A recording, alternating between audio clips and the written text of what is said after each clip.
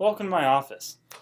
Today, we're going to discuss the edTPA, and as I understand that you are all about to start taking the edTPA, and it's really time to get ready for that.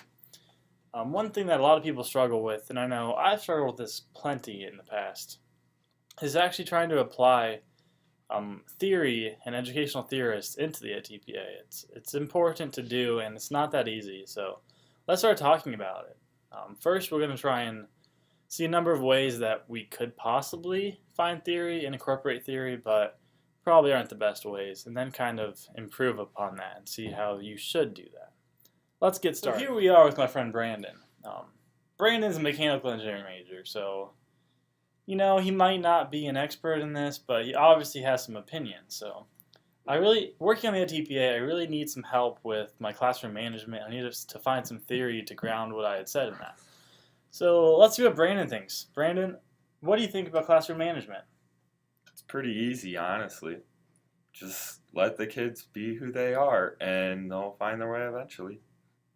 How do you go about doing that? Don't ever give them special attention.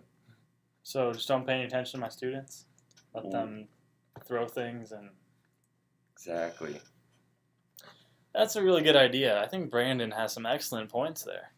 And you know what? That fits really well into task 1 of my edTPA, so I'm just going to slip that right in there, quote Brandon 2015, and just like that, found my first theorist. It's actually really important to make sure your theorists are grounded in some sort of real authority. While it might not be the best idea to get your theory from some random person to put onto the edTPA, this is actually a good idea. In all of your classes in the education department, you've heard theory from all of them. You probably didn't listen, you probably didn't really write anything down, but that's actually the best place to get theory. It was all presented to you by your professors. These are the same people who want you to succeed and do well and understand educational theory. So why not get it from them? Which they gave it to you in class and you probably didn't listen. So next time you're in a class, you should definitely write down those theorists and actually remember them, because you need them on the edTPA. So, one more time, because this is very important. Get your theorists from your professors in class and use it on the edTPA. Come on! Here we see two different websites. They're both actually put on by Google, but they're very different things. First, we have regular Google, as well as Google Scholar. And so in general, regular Google here, let's see, we typed in educational theory onto both websites, and here you see a bunch of random things like Wikipedia, Wiley Online Library. There are a couple colleges stuff here that might have some reputable things, but really anyone could post whatever they think and their opinions and their own personal theories and just make stuff up here. Really, this is not a reputable way to go about finding theorists. See, let's click on Theories of Learning from Life Circles.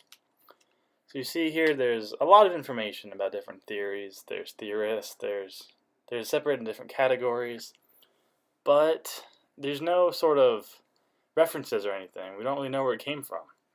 But here on Google Scholar, you see we did the same search, but here these are all journal articles that have been actually posted by other teachers, other students, and graduate students who do work in the fields of educational theory. So these are generally significantly more reputable when we see these actual educational theorists on Google Scholar. That's why we should generally use Google Scholar instead of regular Google website to find educational theories and whatnot. We have heard some good ways to find theory for the edTPA. There were some good ideas shared today, but also there were some kind of bad ideas. There are many different ways you can find theory. You can just talk to someone you know, you can go look it up on Google, or you could actually go to your library, use what you learned in class, or even use a reputable online resource. So it's important to determine the quality of the theorists that you find, and to make sure you're using good theorists that are sound and that have some sort of authority they're speaking from. I mean, we heard my friend Brandon talk, and he didn't have the best ideas, so I probably shouldn't use him. But there are also many ideas out there that might be someone just talking, and you might come across it in your research by looking it up on Google. So you always want to make sure that you do find someone that actually knows their theory, that actually has reputable theory to be cited. So I would finally like to thank a couple of people for helping this video be possible. First of all, myself, I'm the star. But also Brandon. Brandon really didn't want to be here, but he was. And he gave us a solid opinion and a lot of help about finding theory. Also, Dr. Cordy, it's your assignment, so you get a little bit of credit too. Thanks for watching.